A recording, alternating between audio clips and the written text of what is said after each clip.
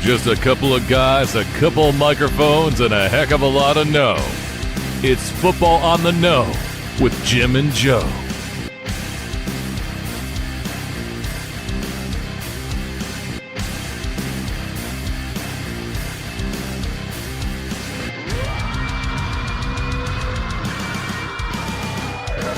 What they say, it's not the X's and the O's, it's the Jimmies and the Joes.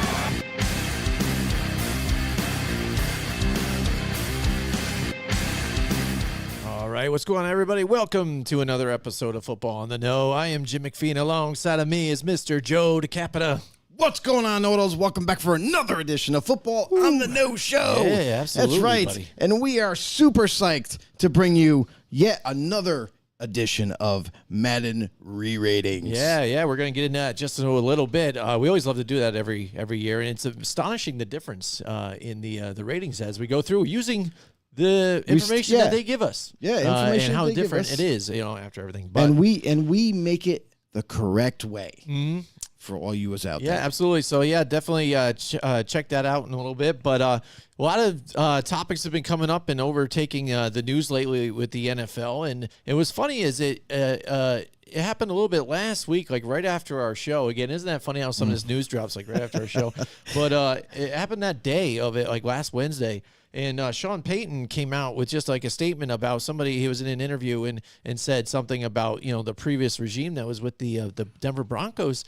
And he was just all shots, just like, full out, even swearing like he does. It's funny. I never realized how much he really swore, but he's out there throwing it all out there and calling a lot of different people out. I mean, just recently before that, he was calling out, what was it? The former Raiders coach there, Chucky, freaking Gruden. He said something like, because about when somebody brought up about the fines, remember, for the masking?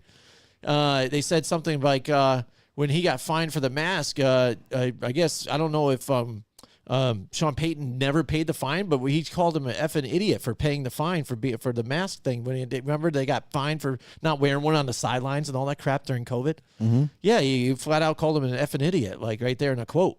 But now he turns his sights here on the Denver Broncos and saying now that with this regime the previous regime was just a mess. Everything that they did, he's basically gonna do the opposite. He's undoing.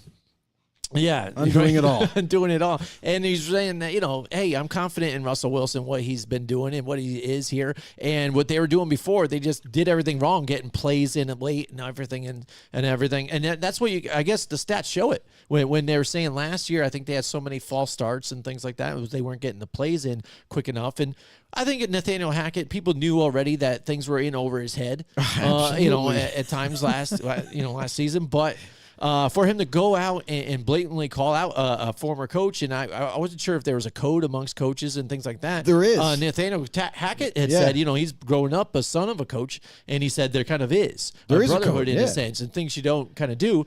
We kind of brought it up as just kind of like it's kind of funny. It seemed like that's Sean Payton, but we didn't know how much of an effect it would have until it kind of went nationwide with everybody trying to get reactions, and even in our own Football on the Know Show group chat.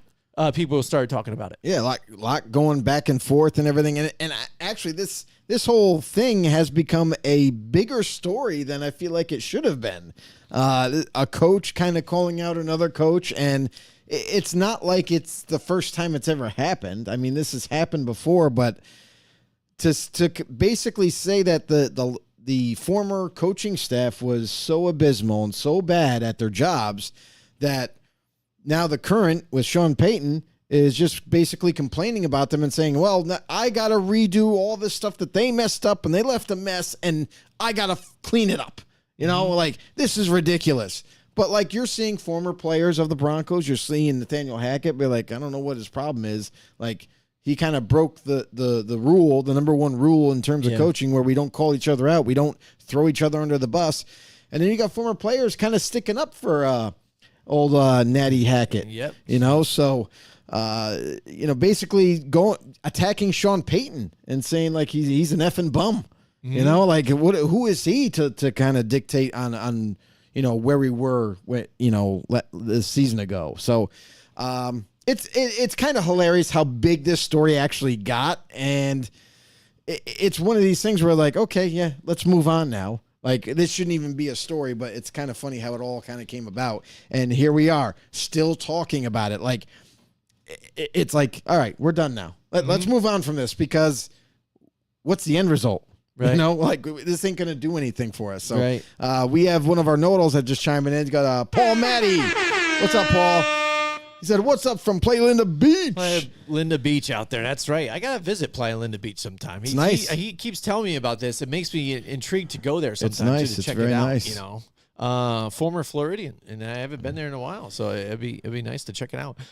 But the thing is, too, I think with Sean Payton, I just watched the Home Team too. You watched that movie yet? The Home Team, you know, the one that's kind of based loosely about what happened when he was fined for Bountygate. Of course, and all that stuff. I've watched it like 3 times. And I'm always late to the party, you know what I'm saying? I'm like, no, I'm on one of those things. Like, if it's a big and popular, I'm like, I'm not jumping in just yet. Yeah, I'm not. Forget that popular crap. I'll The watch water it is not warm enough. Yes, yet. I'll watch it months later or years later, and then give my own real opinion about it. See what I really think.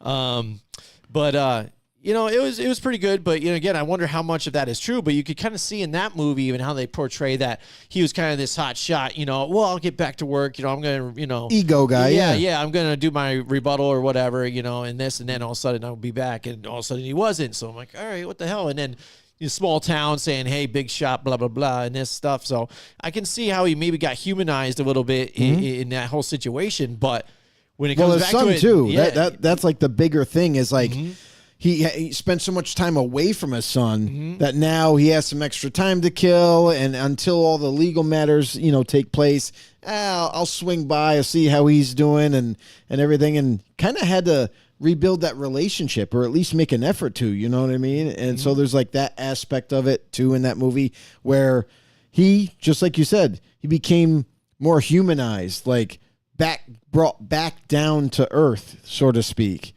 You know, and it's like, no, there's more than just football. Like your son, like that's a big part. That should be a big part of your life. And he actually started to learn from it, and then, you know, obviously got better from that point on. Right. But even they bring up the fact that headlines and people were going after him for allowing Bountygate to happen and things. And then, so for him to take shots at another coach after some of the things that had happened under him, you know, things like that. Yeah. I mean, it's kind of interesting. But he's always kind of been vocal out there, despite, you know, being known as such a good coach, and what he did with like Drew Brees, because Drew Brees is his career is kind of rejuvenated when he went to the Saints and things like that after, you know, moving on from the Chargers. So, I mean, really killing it. But yeah, it's just, it's outlandish to be like that, to just call shots and say, hey, listen, whatever they did, I'm just going to do the complete opposite, you know. But it was just funny how it kind of blew up into a big thing, and everybody had to think about it. So our boy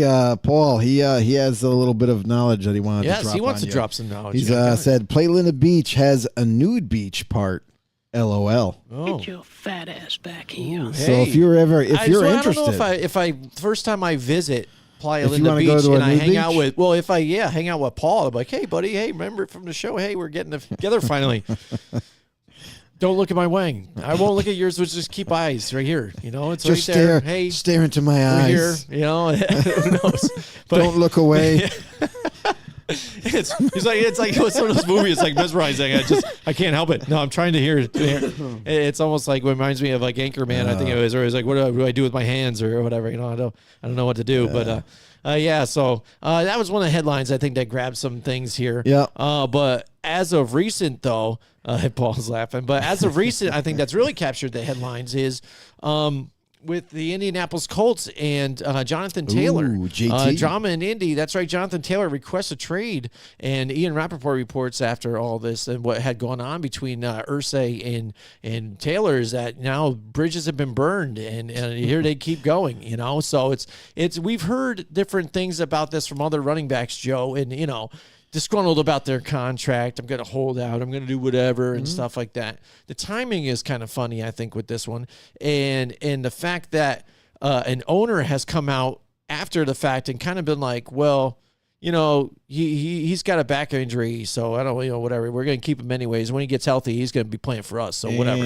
So kind of even throw it out there. Yeah, I know, but then he's, back and say, I'm not injured. So no. The fact that kind of they're attacking each other's character kind of seems is kind of funny. Yeah, so Irsay is like a kind of like a laughable drunk. Like he is he the next one they're going to go after maybe too if he does certain things? I mean, because he's also going to get pulled over with like a huge bag of money. The guy is so off the wall. Like just from listening to people that know him, that are close to him, former staff members and coaches and whatnot, and they do these little interviews, and when they talk about Irsay, they talk about him like he's a whack job, like he's like not fit to be an owner, and he gets into trouble like he did in the past. He's done cocaine. He's drank a lot, like he's an alcoholic, like all these kind of negative things.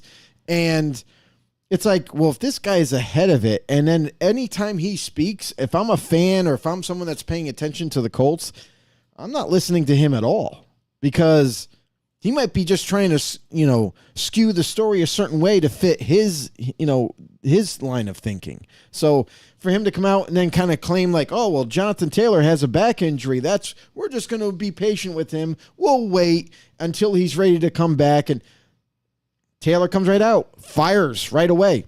No, I'm not injured. What are you talking about? No, I'm healthy. I'm good. I just want to be traded because they don't want to deal with me. They don't want to pay me the money or close to the money that I think I deserve. Yeah. So here we are, and it's a battle of he said, she said, and she being Irsay. So all I have to say is that I believe Taylor is in the right. I think Taylor, he does deserve the money. Like, look at you. Excuse me. You literally, he's the backbone of your offense. Like, what do you have? You got a rookie quarterback right now. What does he need? He needs that backbone of that offense. He needs that running back like Jonathan Taylor to come in to alleviate any pressure. Mm-hmm. So get it done. You know what I mean?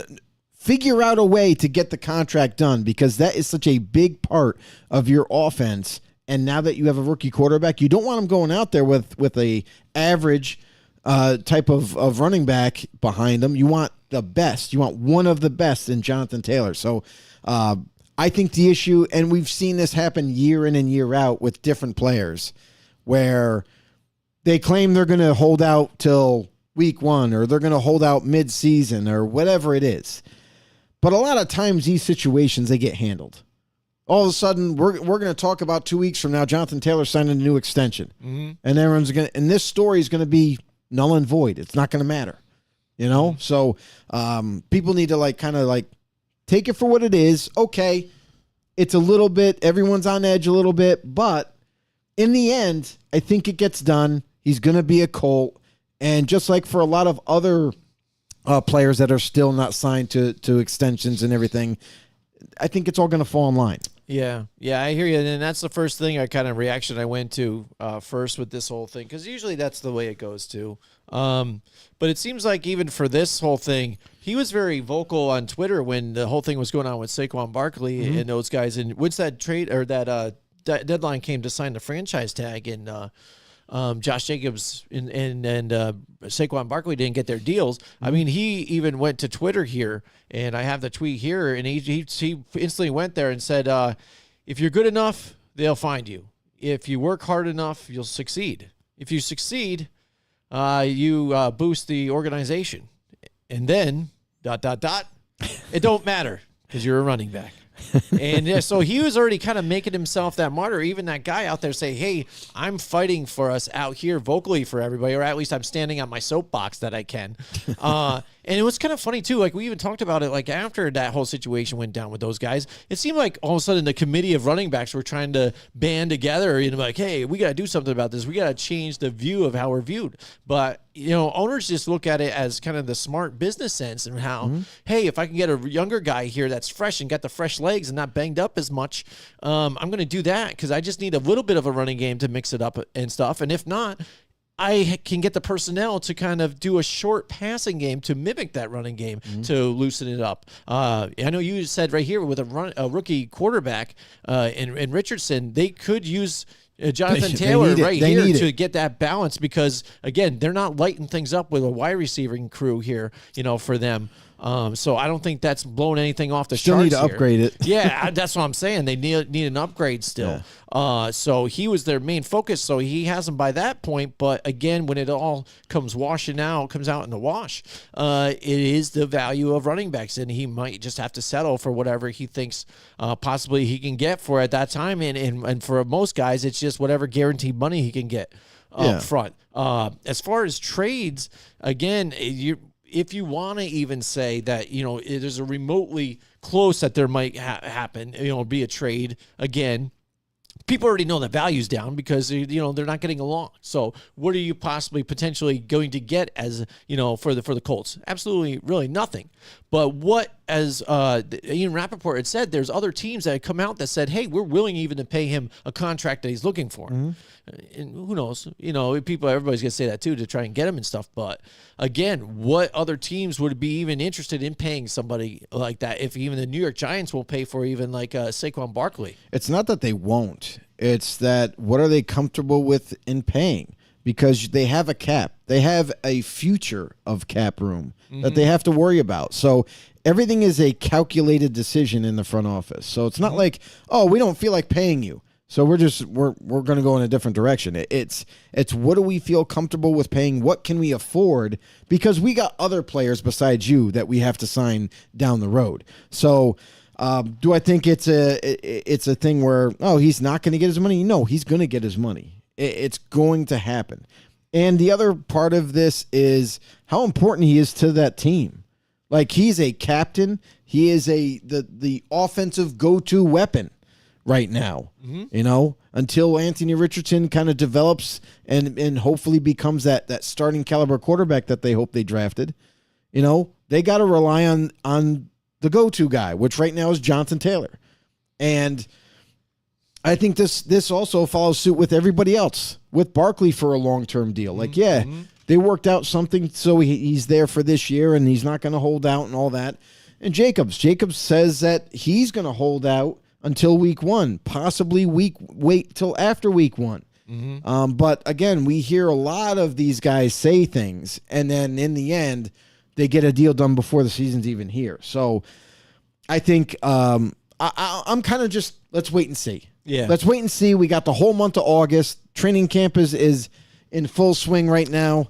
And let's just wait and see how everything falls. Absolutely. Hey, let us know in the comments what you guys think about stuff out there. Any topics you want to hear about too out there, let us know. I mean, they did release some more of the helmets, the throwback helmets and things like that too out there. I think some of those are flashy. I'm excited to see. I would hope that they were going to do more of that. We've seen the throwback uniforms before and stuff. So the fact that they're kind of paying homage and doing throwbacks, but then also, not only retro, but also newer kind of looks mixed in with some of that with the color rush and stuff, I think is pretty neat. And I'm excited to see a couple of them. Yeah. I think the Detroit Lions is a cool one because it's still that powder blue a little bit, a full powder blue, helmet, but with the old school Lions helmet.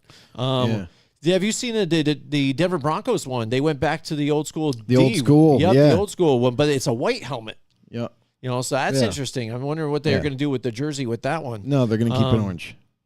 So who knows? So they're going to almost be just orange and white. It's just the helmet that changed. Yeah. That's it. Because I saw the advertisement of Patrick Surtain walking out, and then the helmet is. Well, if it's all color rush too, do you think they go all white plus the white helmet? Is that what they're doing? Complete white out? No, I think they're just going to do their normal jerseys, orange and blue, and then they're going to have a white helmet. Okay. Because that's how he walked out. Oh. He walked out into the orange and blue uniform and then saw the white helmet, picked it up, and then put it on. The hype. That is fantastic. I am excited about the Seattle Seahawks, though, because, I remember the old 80s, Brian Blades and Seattle Seahawks with the silver helmets. And that's what they got, again, the silver helmets. So I'm hoping they go with the blue jerseys, with the different pants. Yeah, the old school stuff. That would be pretty awesome to That go would back be to. nice. One thing that would be awesome, too, is if you guys go to repsports.com and type in the promo code Raise Them Up, and you guys can save yourself some money on some Raise Energy. Joe, why don't you tell everybody about Raise Energy? Oh, yeah. Listen, if you're looking for an energy drink, this one kicks your ass. It is. And in a good way. I'll tell you right now, I've had a lot of different kinds. Like everybody out there has had Monster, They have tons out Rockstar, now, dude. and stuff like that. They're all over the place. Now there's all kinds of stuff. There's C4. There's Ghost. There's all kinds of stuff. It's ridiculous. But I'll tell you right now, Raise is the energy drink for you because not only is it full of vitamins, it's full of amino acids and electrolytes and all this good stuff in it. It's also no sugar. It gives you a huge energy boost, and on top of it all, no crash. Like it's that simple. No crash at all. You don't feel drowsy after it wears off. What? And that's kind of the biggest thing for me anyway. So I get a boost. I don't crash afterwards. I don't feel tired like I got to take a nap or anything like that. So I'll tell you right now, it's made in Florida. So it's made in the USA. You go get yourself, go to repsports.com, and while you're there, just enter the promo code Raise 'em Up. You enter that promo code Raise 'em Up, you get 30% off your order. And why not order a couple cases? Don't even stop at one. But just load it up. Yeah, get a couple. I always get a couple and stuff like that because that's what I mean. You're saving on the shipping and all that stuff too as well. So Raise Energy, we drink it. We wouldn't if we didn't, think it was one of the greatest things. Not just because we it's good supported stuff. It, sponsored. I mean, we kind definitely good. And the weird thing is, we stumbled on them. Yeah, like we didn't even know they existed. Yeah, and then true. I don't know. I don't know if I was like kind of. I saw an advertisement or something for it, and then I kind of got into it, and then I'm like, oh, what's this? And then I ordered a case, like a variety case, and we both tried it, and we're like, yeah, it's not bad. And I'll tell you right now, very unique flavors. It's not like this is red berry or orange burst.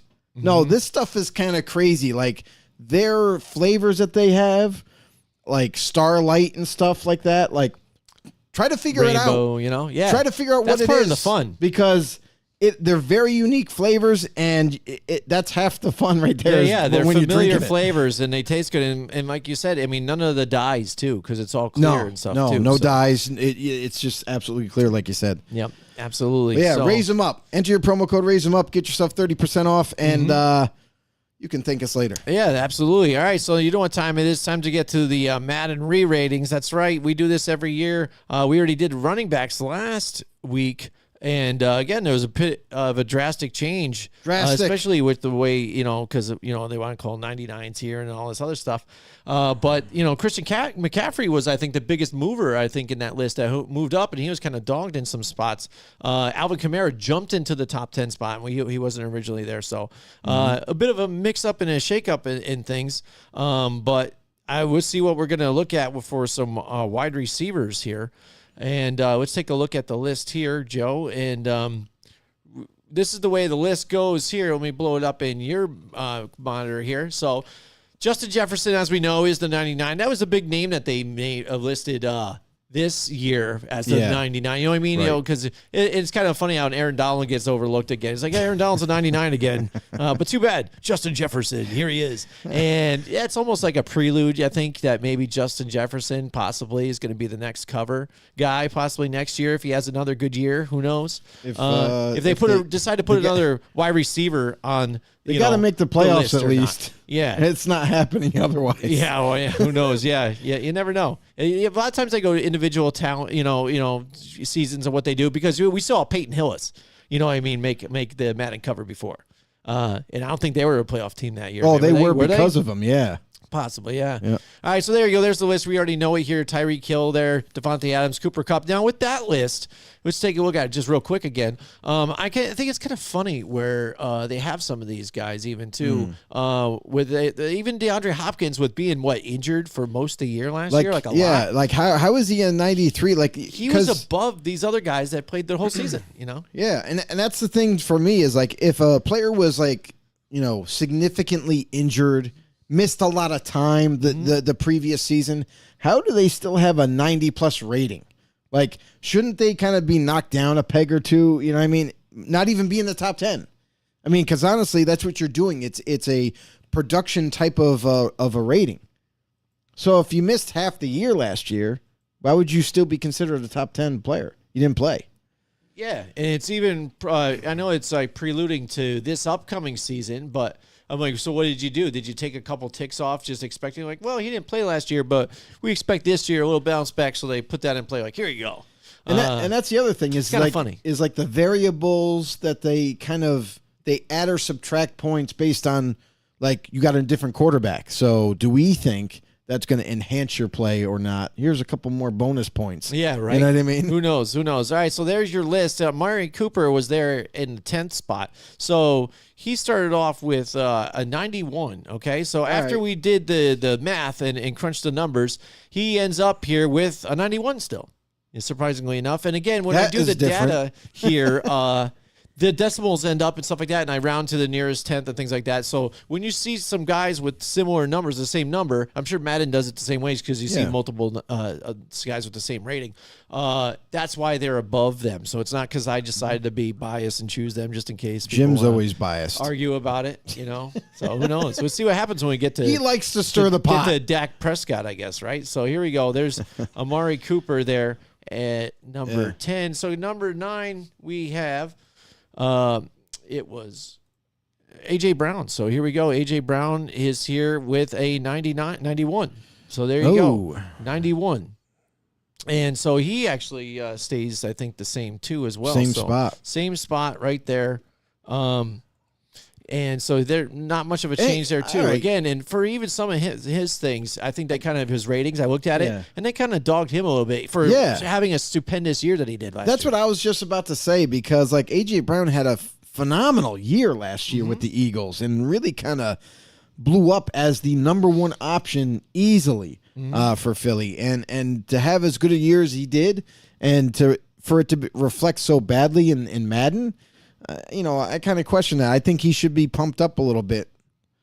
Yeah, absolutely, absolutely. So, all right, here we go to number 8. We had Terry McLaurin here, and he is now a 92. Originally, Terry McLaurin, 92. He was a 92 before. So all the numbers are So actually far. matching up for once here So for Madden. far. Isn't that kind of funny how it's working out? They're like, hey, maybe they got one of these seasons right here with wide receivers at least. Maybe who knows? Maybe they got But again, when we get to the 99s, that's the one that's going to bother me probably. Okay. You know what bothers me? What's up? Is that DeAndre Hopkins is a Titan. It is so weird. It is kind of weird. So and what's weird. funny though too, again, how everybody kind of, I don't know. Then like we're talking about him, they're giving him a decent rating still here, but still, I think hands wise and what we've seen him do when he was healthy in the last couple of seasons, still one of those elite wide receivers, Of course. But some of the views, like when he was on Twitter and they said, like somebody dogged him about, here he is at practice again and he's kind of walking around and not doing anything. And everybody was kind of, blowing it up on Twitter and, dogging him and stuff like that. I'm like, oh, yeah, there Maybe he is. he was So just blah, blah, blah. resting at that time. It's like, so what? All the haters come out all of a sudden. They're It's crazy. attacking DeAndre Hopkins. Crazy. Like what changed with everybody? Was it simply the fact that he just was injured or something? You didn't see a lot of him, or he just had a down year, so everybody thinks he's trash now or something? No. I don't get it. Did you Maybe are you because- picking that up a little bit? Or? I think people are just upset that he didn't choose their team. So they're all butthurt. Perhaps because it could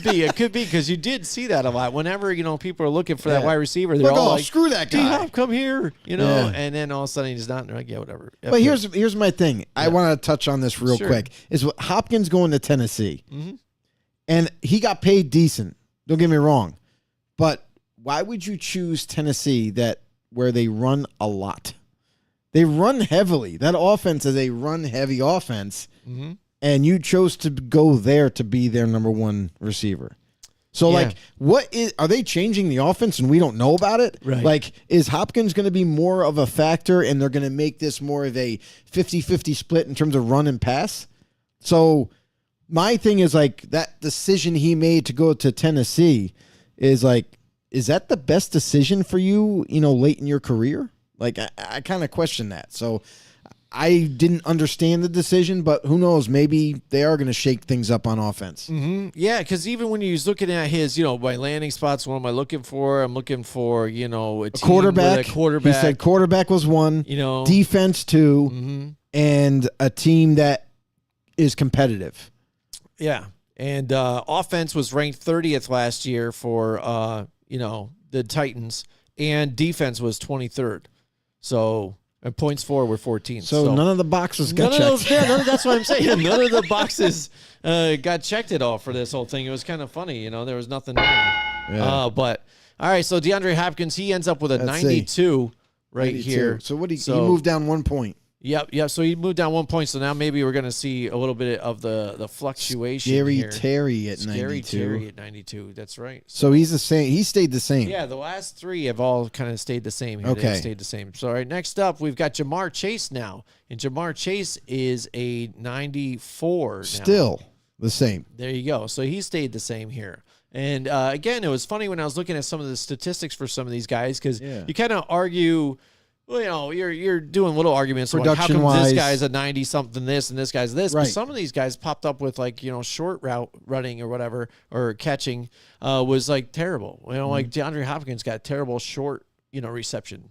Like, why? You know, I mean, terrible compared to some of these guys. He's the one that was in the 80s. You know, because you see that echelon where it crosses from different 90s to all of a sudden now you're seeing 80s amongst the wide receivers. And I think DeAndre Hopkins was one of those, which I thought was interesting because I think he could catch the ball wherever. Oh no, he can. Field. He can. I don't think it's in terms of catching. It's just the plays. Mm-hmm. Really, it comes down to like the playbook and everything. Like some of those plays, those short routes or whatever the play call was. Yeah. They just don't work against a certain defense, so that could be it too. Mm-hmm. Next, we're up to Stephon Diggs here. He's right above Jamar Chase, and let's see what his rating is here. Is he? He is now a 94, too. It's right there. So he's a 94. So he dropped down 2 points. 2 points. So Stephon Diggs dropped down 2 points. So but they're still close. Like every one is either spot on or just a couple ticks up or down. And remember now, Cooper Kupp was above him with a 96. So let's see what they think of Cooper Kupp after all the numbers are crunched. And 93. Whoa, Joe guessed it. There it is. It's a 93. Oh, called it. Let's go. You got it. Very well done, Joe. Thank you. Maybe I should have you guess them before they come. You know, that might be fun. Because really, he doesn't see the numbers, by the way, everybody, too, when we're looking at all this stuff before it goes. I'm literally shocked. So maybe we'll do that with the next one here. Cooper Kupp was a 96. Now he's a 93, so he lost 3 here. That's a big drop, actually. It is. It's a very big drop. Devontae Adams is 3rd here with a 97. Okay. Yeah. All right, Joe, do you want to take a guess on what he might be? I'm gonna go 95. 95. I'm thinking 95. All right, here we go. And Devontae Adams is a 96. Off by so 1. You were close without going over, though. So you get both showcases. You know, so there you go, Joe. Get to take them home. So actually it goes up here, or stays the same way. He went down. He went down only one tick, 1 point. but still a 96. But now you see a little bit of a difference between some of them. Cooper Kupp now 3 down from Devontae Adams here at a 96. All right, so now we're getting into the last 2. We got Tyreek Hill, that was a 98, and then, of course, Justin Jefferson, a 99. So let's get to the last 2 here in Tyreek Hill. Okay. Tyreek Hill now is a 95, Joe. Wow, 95. I didn't expect that. Yeah, so I he didn't goes expect from that far. A 98 to a 95, so he drops 3 ticks. That is crazy. Yep. And it really is, when I was looking at the stuff again, it was, they really like his agility, you know, what he does there. Speed, acceleration. But catching in traffic, like things like that. Really? Yeah. Because I've seen him make some amazing catches. Terrible. Yeah. That is terrible. Yeah.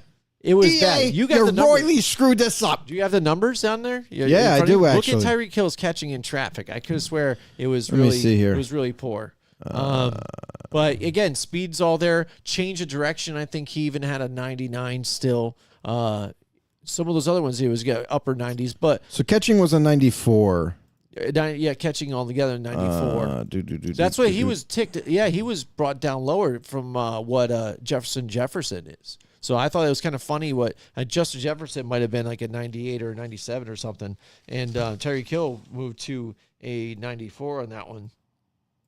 Oh, yeah, it was 98. Justin Jefferson, 94 for Tyreek Hill. So I thought that was kind of funny. The difference. Catching traffic is at 87. Yeah, 87. Yep. How is that not at least a 90? Yep. Like, how is it? It should be like a 92 or something. Yeah. So I thought that was interesting there. That is insane. Because I've seen him make some pretty darn amazing catches in traffic. So That doesn't make any sense to me. Yep. And in this one, I did not use like juke moves and stuff like that, stiff arm on nonsense, because it's still kind of different. And a lot of these receivers these days vary with a lot of. Well, I mean, here's the thing: is like bottom line for wide receivers is what route running, catching, speed, acceleration, speed, jumping, maybe. Yeah. To go up for the high point of the ball, and that's about it. Yep. Like. The spin moves and the juke moves are, they're moves. They do use them, but is it like absolutely what you need as just a wide receiver? No, not really. What I thought was funny is how many high ratings they gave a lot of these receivers for ball carrier vision. Like a lot of them were high 90s. But why is ball carrier vision even I don't know why they have that as part of that. Maybe, again, they're thinking of a lot of these guys, running backs, the yards after catch that they get and things like that. Yeah, but you're in the open field usually. I figured that would be going along hand in hand with the spin moves and stuff like that. So if you break a tackle, you get out that way. But I don't know. I get it for running backs because the vision. Yeah. They got to see vision and pick a hole and. Well, wait till we get to ball carrier vision. What are we gonna do when we have to do quarterbacks? We have to look at like a Lamar Jackson, but then we see. Yeah. We can't put ball carrier vision in that because it's not a quarterback thing. Yeah, so that might drastically change where Lamar Jackson falls in some of this. Never know. But anyways, finally here, number one, Justin Jefferson, he falls from a 99 to a 97. Now, Joe, we don't see a big high drop-off like we do with the running backs with these ones. Right. I kept it really close to what, wide receivers, like you said, route running, catching, all the basics here. So we see a little bit of a tick off, and this is where I actually won't complain. If you say like a Justin Jefferson's a 97, yeah, he's one of the best, probably the best in the NFL right now. Tyreek Hill, is up there. Devontae Adams again still gets overshadowed. I think from how oriented your team was last year with the Raiders and things like that, kind of got lost in the void. But Adams still, absolute, killed it. Yeah, absolute. Actually, beast, had a better year than when he was with Aaron Rodgers. Isn't that funny? And people totally didn't pay attention to it at all. I feel they kind of overlooked it. Yeah, you're right. So, Eric, here we go, Joe. Here is the new unveiling here of the new top 10 after all the stats have been here and all the new ratings here. I did not change it to wide receivers, but we know what it is, even though it says running backs here. I didn't change the headline, but there it is. The top wide receivers. Justin Jefferson with 97. Devontae Adams now jumps in the number 2 spot. That's right. Over Tyreek Hill. So they leapfrogged. And he's at 96, Tyreek Hill 95. Stephon Diggs 94. Here at 94 with Jamar Chase. So those two group together, and Cooper Kupp has the biggest fall and falls down to 6th from, 4th. Yes. And Terry McLaurin there with DeAndre Hopkins falls a little bit too, only swaps a spot out. And Amari Cooper now flip-flops with A.J. Brown. So how do you feel about that even too? With A.J. Brown I think it's dropping a disgrace. even further down. I think A.J. Brown deserves to be up there. Right. And I mean, I don't know if, again, this might be my bias again, too. I'm not sure. But I feel like last year, like Amari Cooper, he might have had a really good year with Cleveland and stuff. But I maybe, again, he got overshadowed by where that team was kind of falling. No, he didn't have a – because I didn't think he really had a spectacular – but he didn't have a spectacular year. It's tough for me to kind of place. I mean, but who else do you put in place for, top 10 wide receivers? I mean, I could definitely he's in a conversation, but you had other likes of other guys. Like, what we do when we do this top 10, I look at the next, 4 or so. Right. You've got your Mike Adams here, CD or Mike Lamb. Evans, CeeDee Lamb, Deebo Samuel, and Keenan Allen, always in the conversation, but they still didn't do enough here to break into the top 10. You want to hear what Mike Evans' final rating was? What's that? After I crunched the numbers, it was a 90, an 89.5, which rounded up ended up being a 90.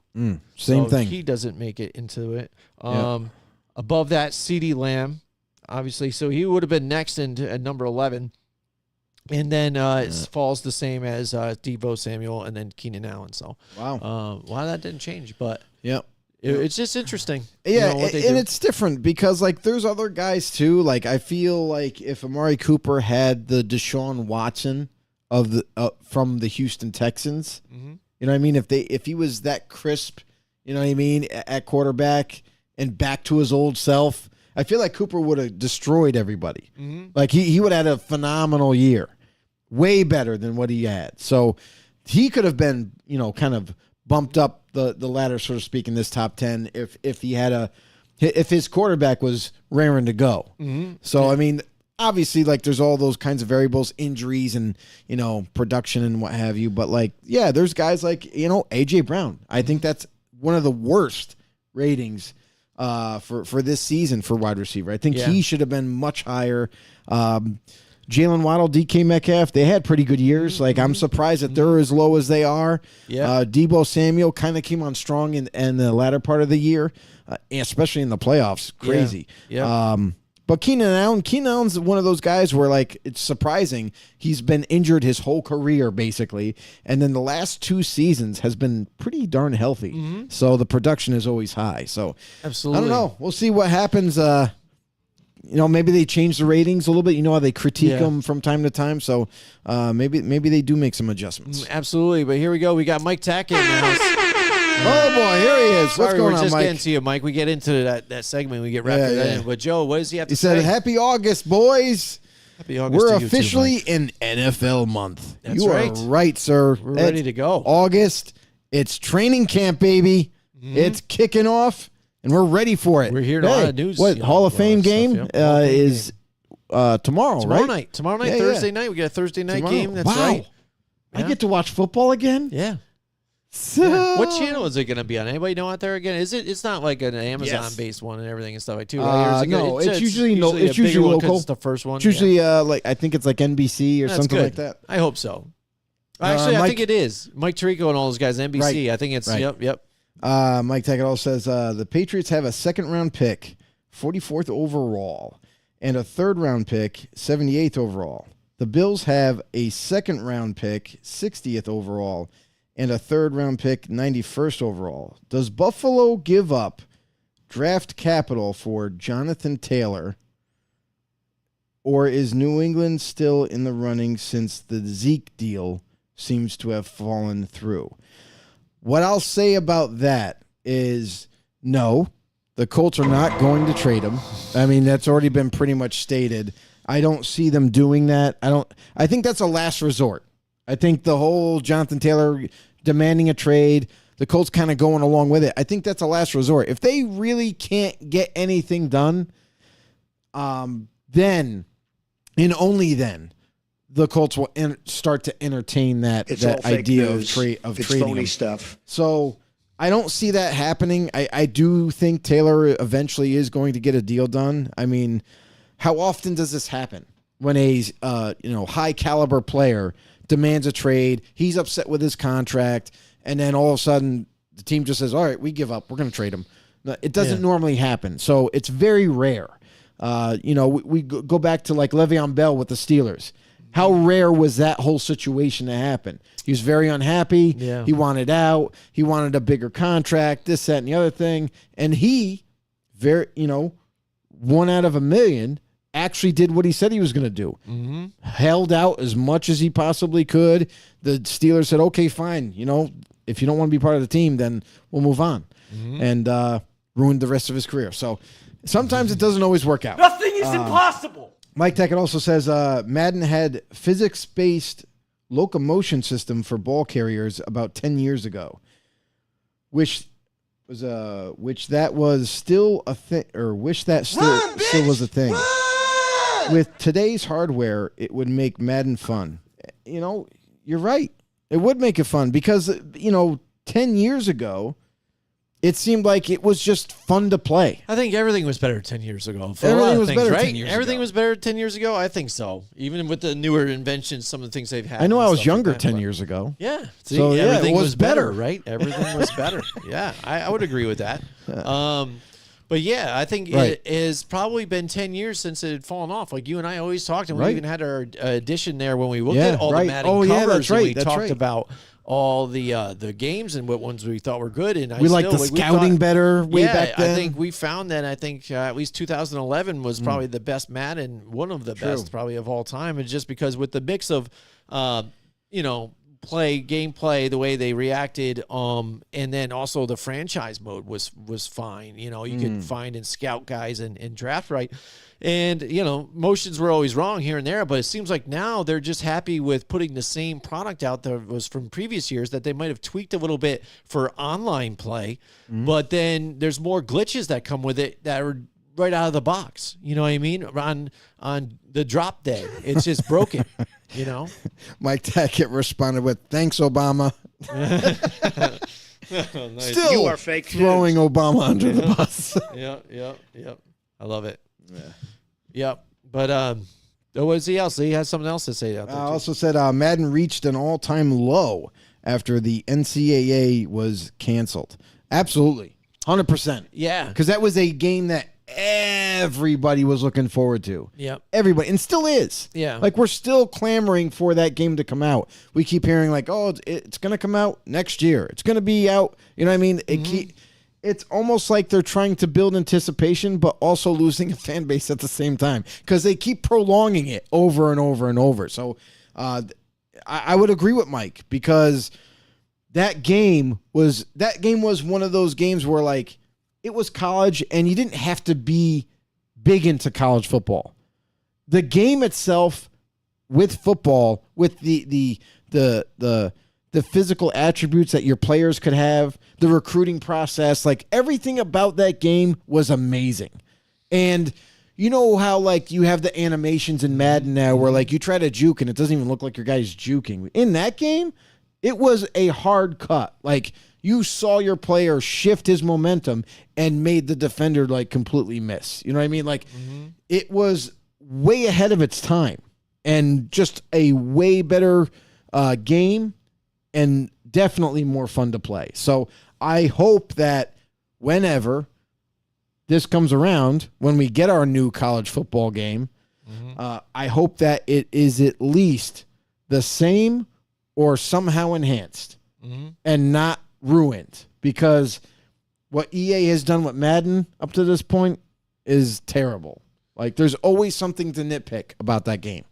Yeah, and I don't know if it was Mike Tackett, but somebody else even shared something about, remember when the college football game, you can actually play as your player through the colleges and through the school, but then you can import your player into the Madden game and then continue your career on. I don't remember. There was 1 year, I think they made it so they simulated together or whatever. Right. You could load your character in. Yeah. And that was fun for more people because, again, you continue that journey. That story, yeah. That story as you go through instead of creating a new My Player. And then you can bring them right on through. So you have that whole idea of you starting out from the very beginning all the way into your NFL career. I thought was really awesome, and they went away from things like that. Yeah, no. Instead, again, Terrible. It's whoever can slam each other and bash and do whatever arcade style on Madden on online.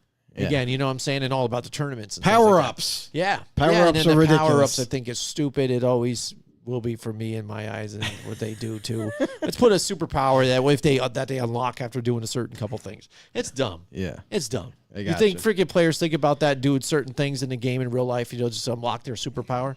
I mean, come on. Tell them how you really feel, Jim. It sucks. I hate Madden now, dude. It sucks. I don't play it. I'll tell you, I don't. But whatever. You won't get my money ever, Madden, so we're good. There you go. Yep.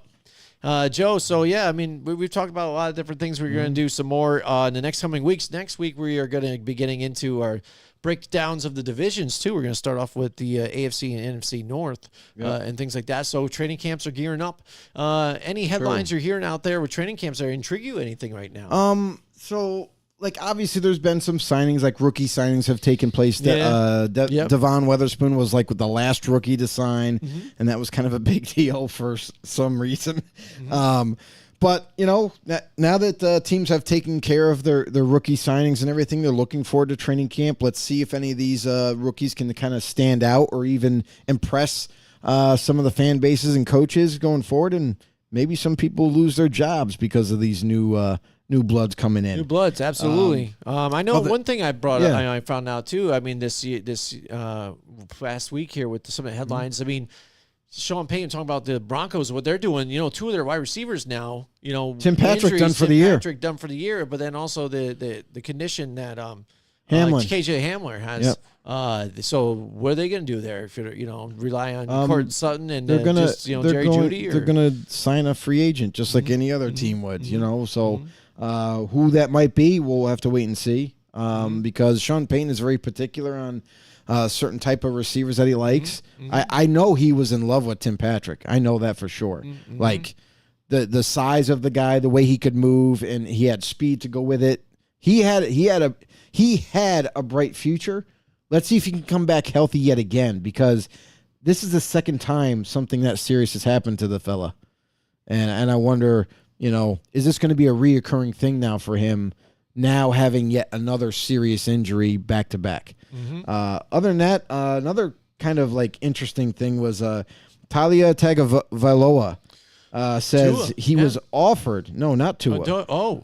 Talia. Oh, this is his brother. his brother. Oh, okay. Was offered $1.5 million to transfer from Maryland to by an SEC team. $1.5 million to transfer. To transfer. Now That you're is seeing, crazy. This is what happens now, that they can get money for all these things now, and Yeah. it's crazy. It's a buyer's market. It It's is really what now, it but, is. I mean, it's nuts now. So anybody who has the all those backers for all these boosters and everything, whoever has the deepest pockets now are going to start bidding wars. It's going to get college football. I think like is it. going to get a lot crazier now. I like because it. now that the money's involved. Yeah. it's all over the place.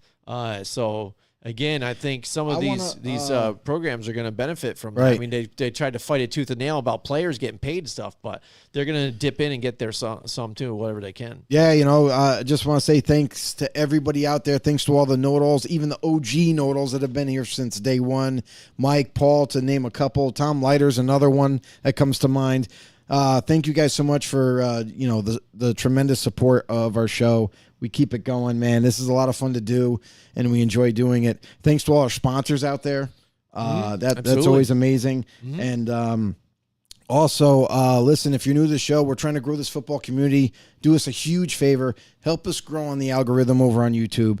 Head over to YouTube. Subscribe to our channel, please. Hit the notification bell, let you guys know when we go live. And, of course, you can follow on Facebook. Tag along that way as well. Drop a follow. Become a member. Become a know-it-all. And anywhere you get your podcasts, Spotify, iTunes, you name it, drop a follow there. Take us along in the car ride. Bring us to work. Listen to our gibberish that we talk about at NFL all the time. So thanks so much, everybody, and please do that. Help us grow. Yeah, absolutely. So I want to touch real quick on sure. Mike Tackett here. Yeah, what's he got? The little bit that he had about Zeke, because I want to finish that question that he had. Oh, sure. Since the whole Zeke thing kind of fell through, I don't think it's done by any means. I think Zeke is just in this mindset, just like when the Cowboys were talking to him. I think he still has this number in his head that he deserves, and that he's not going to sign anywhere until either A, he breaks down and says, all right, well, if I want to play this year, I should take whatever I can get. But I still think he has this mentality that he deserves so much money, and I think that's kind of like a wall that for him. Like, I think that deal with the Patriots should have been done already. I thought it made a lot of sense. Yeah, it does. Zeke coming there, running back by committee approach. You have a battering ram in Zeke and everybody else that you got in the backfield. So I thought it made a lot of sense, and I thought it was a typical Patriot signing, and it just didn't happen yet. Doesn't mean that it won't. But I think it's one of those things where, maybe they kick the tires on Kareem Hunt now. So we'll see. But I think Zeke will sign somewhere. I think it's this money thing. These guys believe or think that they deserve X amount of millions of dollars, and so far no team has come close to it. Yeah. Dalvin Cook, Zeke Elliott's still out there. We're gonna follow. Dalvin Cook is he took a visit with the Jets. I know he's there with the Jets. I know the Jets are kind of one of his favorites right now, and which is interesting because Rodgers is there now, so you got some great weapons. Garrett Wilson back for his second year. There's a lot of hype around the New York Jets right now, and rightfully so. Much improved offensive line, a lot of guys coming back healthy. Yep, and it's exciting. It's a new hype, for the Jets. definitely, especially with them on Hard Knocks again this time around. It's a different feel, and they're really feeling the energy. And I think they're a team that really now just adding that quarterback. That just shows you getting that veteran type of quarterback that, again, it's future Hall of Famer. What it could do for the franchise. We saw what it did with the Tampa Bay Buccaneers when they finally got Tom Brady in the house, and it wasn't. You just saw guys flocking to go there, and you're building your personnel, and then people feeling confident that they can do something. And that's a big thing, to sway it into the right direction. So, but if they end up failing, it is going to be bad for Robert Saleh and then again Nathaniel Hackett again, because how many people are going to say, like, hey, they did the things that the opposite the wrong way again. They screwed it all up with Aaron Rodgers. But one other thing Aaron is Rodgers seems really happy there though too. You see that a little bit? He's got a little more pep in his step, not doom and gloom. I think now that everything is settled, Yep.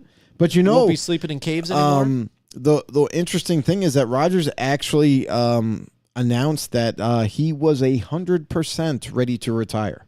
Yeah. When he came out, like he said that he was so ready to retire that it took some convincing to come back and play. So take that for what you will. Just saying, it can happen next year. He could just retire, and it is what it is. But I will say this: I think if the Jets they were close last year. Now that they have the firepower at quarterback, they have some extra weapons now, a much improved offensive line, a lot of good things working for them.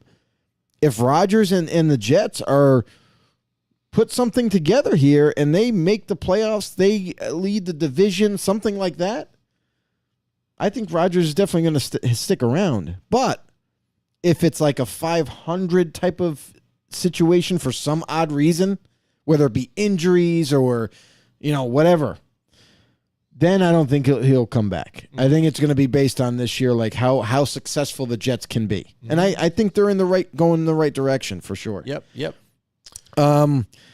We got more comments up here. Mike Tackett, lighten up the board here. So many guys get bad advice starting in college to declare early, and it continues in the pros for some. The key is getting a solid agent and good people around you. Absolutely. The proof is in the pudding with those who made good and bad decisions. And you're absolutely right there. And it kind of it doubled up for some reason, the message. All right. But gets us more compliments. He's right. It's a huge thing for a player, whether you're coming into the league or you're going into college. And to make the right choice, what school to go to, what life decisions. It's who you surround yourself with, like friends, family members, and then agents get involved, and like what kind of agent are you getting? Because when he puts in a bold comment there, solid, bold word, solid agent. It's a big deal. You don't want someone that's going to use you. And then when you're no good to them, kind of throw you to the side or ignore you type of deal. You want someone that's going to look out for your back. You know what I mean? Like someone that is going to be there by your side if you need them. So like a mentor. So to speak. So I see what he's saying, but it doesn't happen that often. Like a lot of times these agents now, they're not always looking out for the best interest in the young man. You know what I mean? They're looking out for themselves a lot of times. And yeah, you can find agents that are that way, that are there to like really help. But it is tough. It's not easy. So again, just like kind of reiterating what Mike said, like follow yourself or surround yourself with the right people. Right. Yeah, absolutely. I think if you don't have the right people in your corner here, starting out in your career, it's going to be a lot tougher. It makes me wonder even too with Saquon Barkley with his deal and stuff, like what was going on between him and his agent too with things. And then when he eventually ended up, he had that epiphany and then signed the deal here, this one year deal. So I'm I think the whole time, something there. Honestly, that for that to happen, the agent's been working with the organization the whole time. And then we're just about to like, okay, last ditch effort. Let's try this instead. It's Saquon. finally route here. They called Saquon. His agent called Saquon. We didn't get a long-term deal yet, but would you be willing to do this? And he said, yeah, I'll do that for the 1 year, blah, blah, blah. And, that's kind of how it came together. So Niners news here. Frank Gore agrees to contract to join the Niners front office, who played 10 seasons with San Fran, which is kind of a cool nostalgia moment for fans. Like now Frank Gore is going to be part of the front office there with them. Yep. And other news out there too, I heard out there that there's a petition too about, now we have a new owner of the Washington Commanders. That finally went through, and everybody's, it's official now. Daniel Snyder's out and stuff. And I heard even an interview with Adam Schefter and the new owners, ownership group here. And he's the long time, Redskins Commanders fan, going there when he was growing up at RFK and stuff. And I just read something interesting that there's a petition going around here, and there's over 50,000 people have signed this to try and convince the Harris Group to change the name back from now the Commanders back to the Redskins. I don't think it would ever happen, but I don't imagine think if so. it did. I mean, because you think about it, because you don't want to laugh, but if they end up saying, yeah, you know what, maybe it's been enough time, everybody's kind of chill now. Daniel's not here anymore. It's bringing back to the heritage, that I grow up, going to, and blah, blah, blah, and it honors this guy. Let's bring back the Redskins, and all of a sudden they go back to it, and people are okay with it. Then you just know that it was a witch hunt against Daniel Snyder the whole time. You know what I mean? Just because they just really hated him that much. And it didn't offend that many people. But, again, you think it's going to get shoot down again. But it's funny how many people are diehard into this that they're going to sign it. They really want that name back. Yeah, it's interesting. I don't ever see it happening. Like just like you said, they've moved clickbait, like trying to throw a dangle in front of you. They've moved past this situation, and now to go back to it, it doesn't make any sense to do that, because how much backlash are you going to take from doing that? Is it going to affect your ticket sales? Is it going to affect how the fan base gets divided or something like that? So I don't think they're going to risk that and go back to that. Yeah. It started a whole movement, though. You see it now. We had a little bit of a segment about this on our show about locally. By next year, the local area teams around here and schools have to change their mascots. I think it's bullshit, but that's just me. We had a segment about it, and that's a true thing. Listen, I think, my kids, when they go to school, they were the Warriors or whatever, and now they're Silver Warriors, but that's not good enough, again, because there's enough that's around terrible. it that is related to that. There's tradition. So. There's tradition with that school. It's been like that for so long that, now all of a sudden you want to change it. Why? Just because a couple of people are up in arms about the name? Come on. To me, that's a little ridiculous. If it's always been there and that's tradition and that's what the school's always been known for and everything, leave it alone. Leave it alone. Don't make it a big deal. It's not. People are making it a big deal. But real quick, we were talking about Jonathan Taylor earlier, and it's funny because I just noticed this. But their backup, Zach Moss, who signed a free agent deal, broke his arm. Yeah. And so the running back depth is down by one yet again. Yeah. You know what I mean? So if Taylor isn't there and Zach Moss is going to be missing a lot of time, who are you going? Are you going to be in the Dalvin Cook race now, or I don't know? Or, I heard they just brought in Kenyon Drake to look at him and see what he can offer. Kenyon Drake's he's a good back, but it's he just went to visit there, so. But it's just like one of those things. It's They'll just a definitely Band-Aid. be shopping for something. It's a Band-Aid. You just just give Taylor the deal. Come on, just get it done. Yeah, absolutely. So that's what people look at too. What kind of depth you have if he's not there, and he could use that as leverage. Right now, but. Again, we'll see how it all plays out. It's the funny offseason. The NFL season is getting started. Kicked off tomorrow night. Tomorrow night. Joe, you excited about anything with tomorrow night's game? You excited? You're not going to see a lot of starters maybe if they play a game or a set of plays. Wait, or Zach so. Wilson's not the starter? Zach Wilson. Wait, he's not? Are you kidding No, me? he didn't win a job. No, surprisingly not. He didn't. Really? They just started training camp. What do you mean? That's right. That's right. He did not win the job, but there's some exciting new guys to see what we can see what the two teams. So that's one thing I'm about excited. And new rules. Yeah, I'm excited to see the rookies play. I'm excited to see it's football. Finally we're getting football back. I know it's only preseason. I know it doesn't matter in terms of win and loss, but again, it's fun to watch. I can't wait to watch it and see some of these young players coming up. And who knows? You might see some maybe undrafted free agents that surprise you. You might see some guys that you never heard about, and you're like, who's that guy? You know what I mean? So, and I'm sure every other team in the league is going to watch that game because they're all free to, and they're going to be looking for some maybe hidden talent that they could kind of poach from. Other than that, news on the Alvin Kamara front. He plans to meet with Roger Goodell to discuss his arrest in 2022. So maybe try to not eliminate, but maybe kind of reduce the suspension that he's going to be given. Other than that, there's, obviously like the signings and everything happened. Oh, here's something else that's interesting. Remember Achilles Smith? Yeah. Well, his son, who is a 4-star quarterback, has decided to go to Oregon. He's made his decision, and he Ohio is going to State, Oregon. And, right? yeah, a couple of other teams were involved and chose Oregon. So I think he just chose Oregon because of all the crazy uniforms he's going to get to wear. Yeah, it could be. Well, we'll see. Maybe, he could be a bust like his dad was. Who knows?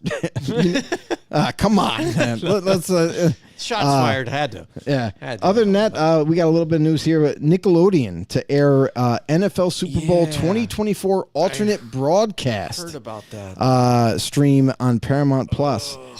This is going to be the first time that there's going to be two broadcasts of the Super Bowl simultaneously. Yes. So that's kind of big news what are for you guys them. thoughts about on that? I don't know. Mike has kids. I'm cool with it. Your kids are older, so you It's don't not going care. to They're change not gonna nothing. watch Nickelodeon or not, but I don't know. It's kind of funny because I even heard two bros and a cup of Joe. Is it? Two pros and a cup of Joe. I don't know what the hell they're called. They're on Fox Sports Radio. It's Brady Quinn, Lamar Arrington, and they were talking about it. And they brought up one point that I'm like, yeah, I guess so, maybe. But if, say, kids decide to watch it and they say, you know what, I'll give it a try. This is the NFL. Let me give it a try.